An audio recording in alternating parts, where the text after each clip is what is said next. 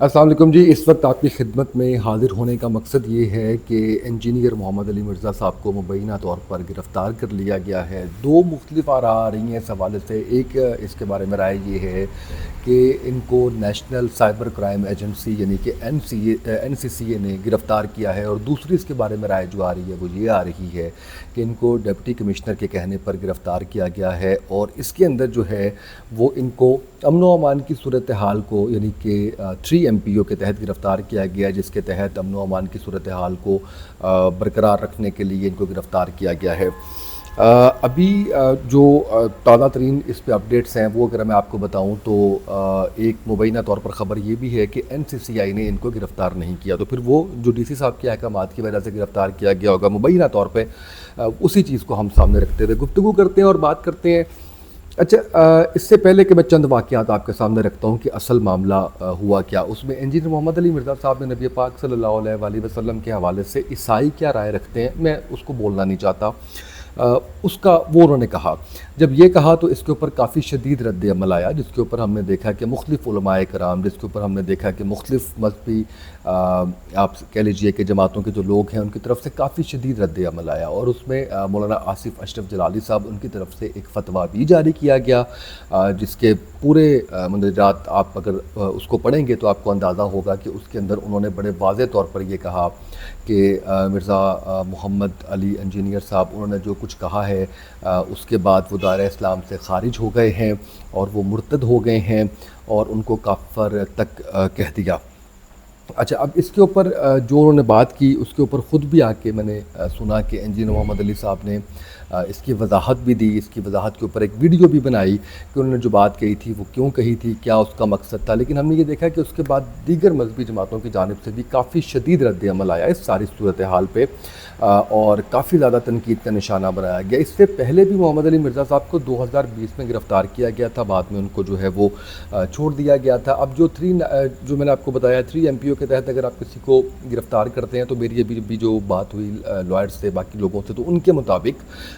یہ نان بیلیبل ہے، یعنی ان کی بیل جو ہے وہ نہیں ہو سکتی۔ اچھا، اب یہ گرفتاری کرنے کے بعد کہا یہ جا رہا ہے کہ شاید 3 ماہ کے لیے ان کو گرفتار رکھا جائے گا، لیکن ظاہر ہے کہ اٹس ٹو ارلی کہ اس کے بارے میں کچھ پریڈکٹ کیا جائے یا بات کی جائے،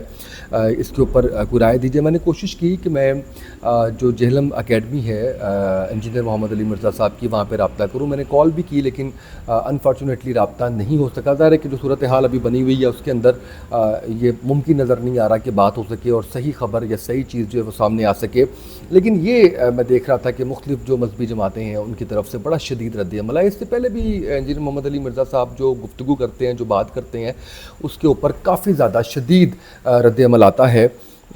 مختلف مذہبی جماعتوں کا۔ اس دفعہ جو انہوں نے بات کی ہے کہ عیسائی نبی پاک صلی اللہ علیہ وآلہ وسلم کو کیا سمجھتے ہیں، اس کے اوپر زیادہ غم و غصہ پایا جا رہا ہے۔ اچھا، اس کے اوپر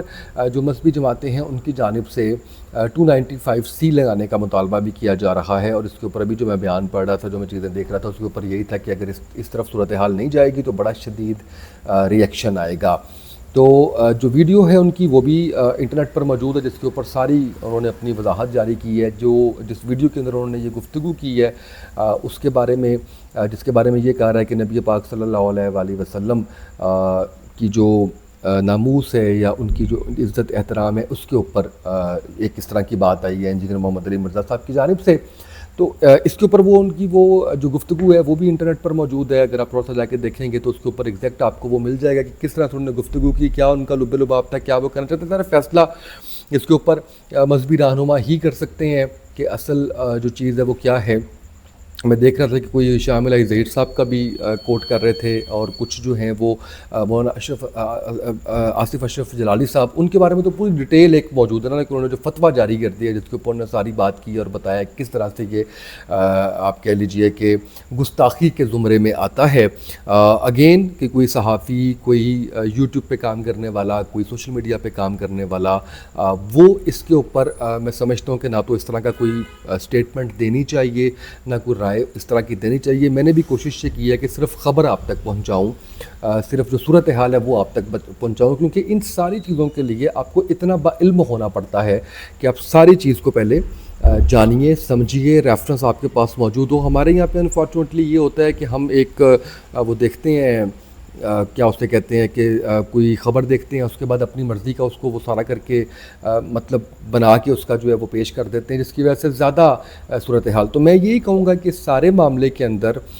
ظاہر کے ادارے بھی اس کو دیکھ رہے ہیں،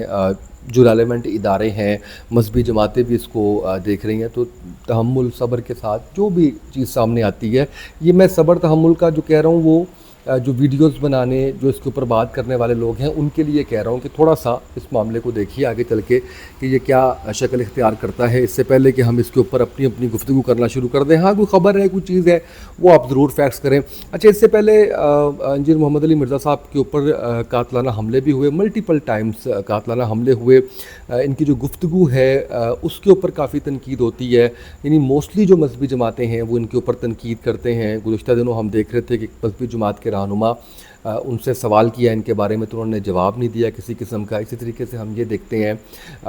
2 دفعہ میں نے پوڈ کاسٹ کیا انجینئر محمد علی مرزا صاحب کے ساتھ، اسی چینل پہ جس پہ یہ ویڈیو لگ رہی ہے، اسی چینل کے اوپر دونوں پروگرامز موجود ہیں، اور ہم نے بڑا بھرپور کوشش کی لوگوں کی رہنمائی کرنے کے حوالے سے. ایک تو پورا ہمارا رمضان کے حوالے سے تھا، ہم نے رمضان میں کیا تھا، تو سارے ہم نے رمضان کے جو مسائل ہیں، جو متس ہیں، جو چیزیں ہیں، وہ ساری ڈسکس کی، اور اس میں آپ کا فیڈ بیک بھی بڑا اچھا آیا. لیکن اس میں بھی تنقید کرنے والے لوگ تھے. اسی طریقے سے اس سے پہلے ہم نے 1 سال پہلے ان کے ساتھ پوڈ کاسٹ کیا، جس کے اندر ہم نے مختلف مسائل کے اوپر بات کی، ریفرنس بیسڈ بات جو ہے وہ ہم نے ساری کی ساری کی. شاید ہم نے اس کے اندر کوئی ایسی اختلافی بات کی نہیں تھی کہ کوئی ایسی چیز سامنے آتی، تو اس میں کوئی ایسی چیز تھی نہیں. کیونکہ ہماری خواہش یہی ہوتی ہے کہ ہم بغیر کسی